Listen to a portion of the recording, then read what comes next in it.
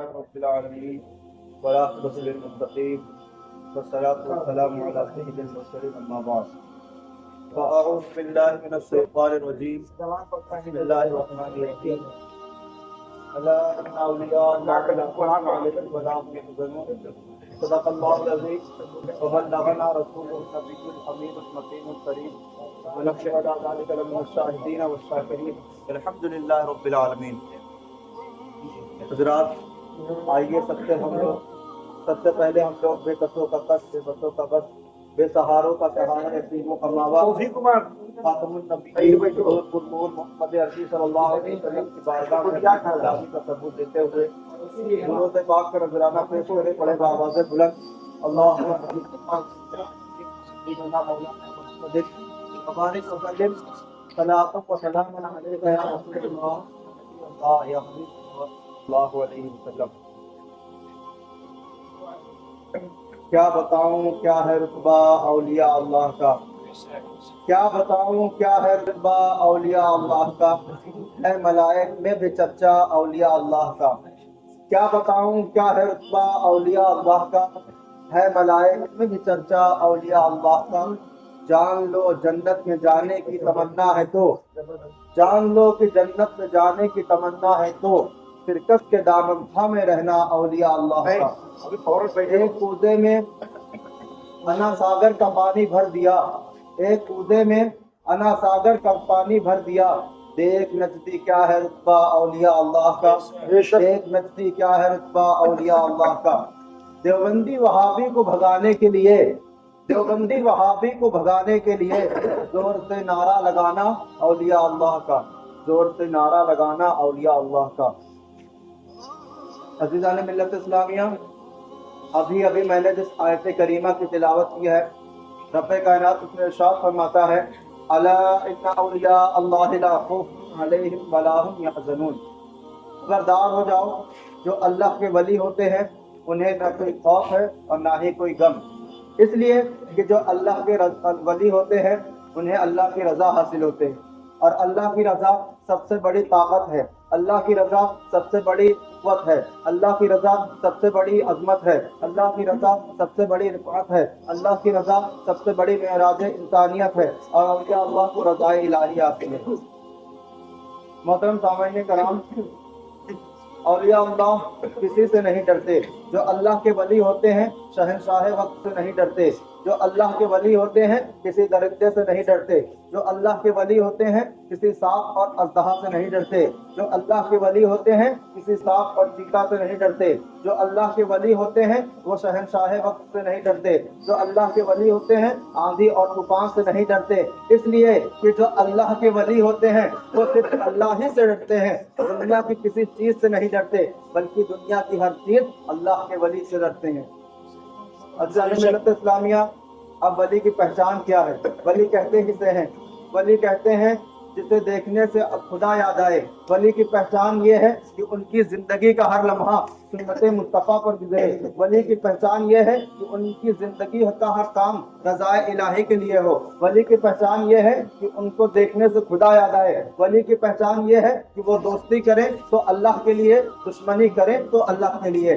ولی کی پہچان یہ ہے کہ اگر نعمتیں ملیں تو شکریہ ادا کریں، نعمتیں نہ ملیں تو شکریہ ادا کریں. ولی کی پہچان یہ ہے کہ ان کی زندگی کا ہر کام رضا الہی کے لیے ہو.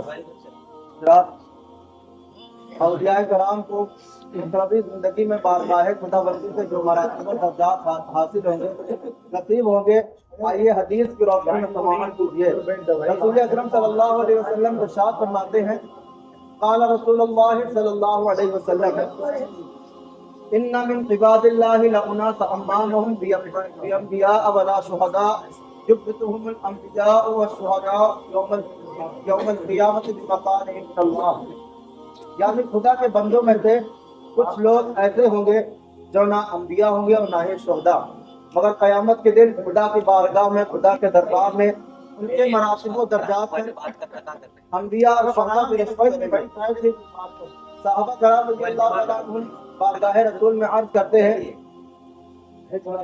قال رسول اللہ تخبرنا منهم قالهم قوم تقابوا الى الله من غير ارحام بينهم واموال يتعالونها. یعنی صحابہ کرام کہتے ہیں یا وہ کون لوگ ہیں جو بغیر کسی رشتہ داری کے، بغیر کسی مالی لین دین کے، صرف اللہ کی رحمت یعنی اس کی دین کی وجہ سے ایک دوسرے سے وہی محبت کرتے ہیں. فواللہ ان وجوہہم لنور وانہم لعلی نور لا یخافون اذا خاف الناس ولا يحزنون اذا حزن الناس. خدا کی قسم ان کے چہرے نور کے ہوں گے اور وہ لوگ نور کے اوپر ہوں گے. جب سب لوگ ڈر رہے ہوں گے اس وقت وہ لوگ بے خوف ہوں گے. جب سب لوگ غمگین ہوں گے اس وقت وہ لوگ بے غم ہوں گے. اس کے بعد رسول اکرم صلی اللہ علیہ وسلم اس آیت کریمہ کی تلاوت فرماتے ہیں الا ان اولیاء اللہ لا خوف علیہم ولا هم يحزنون.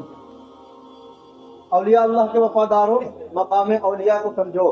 جب کوئی بندہ یہ چاہتا ہے کہ میں اللہ کا پیارا بن جاؤں، اللہ کا محبوب بن جاؤں، اللہ کا مقرب بندہ بن جاؤں، تو وہ اپنے دل کو سنوارنے کی کوشش کرتا ہے، اپنے سینے کو روشن کرنے کی کوشش کرتا ہے، اپنی ہر سانس میں خوبیاں پیدا کرنا چاہتا ہے.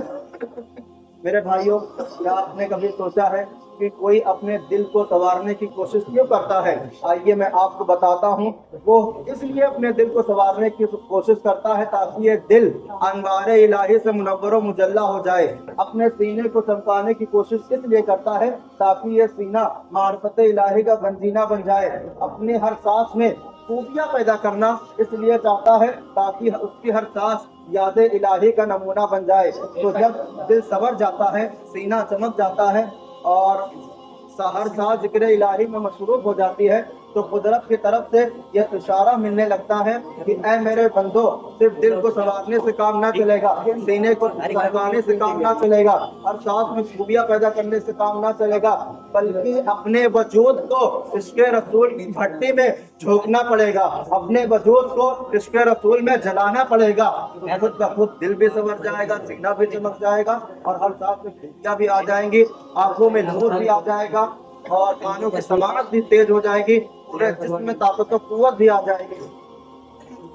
شاعر کہتا ہے کہ کتنے عالم ہیں کہ گنچوں پہ گزر جاتے ہیں، کتنے عالم ہیں کہ گنچوں پہ گزر جاتے ہیں، تب کہیں جا کے وہ رنگی قبا ہوتی ہیں، تب کہیں جا کے وہ رنگی قبا ہوتے ہیں.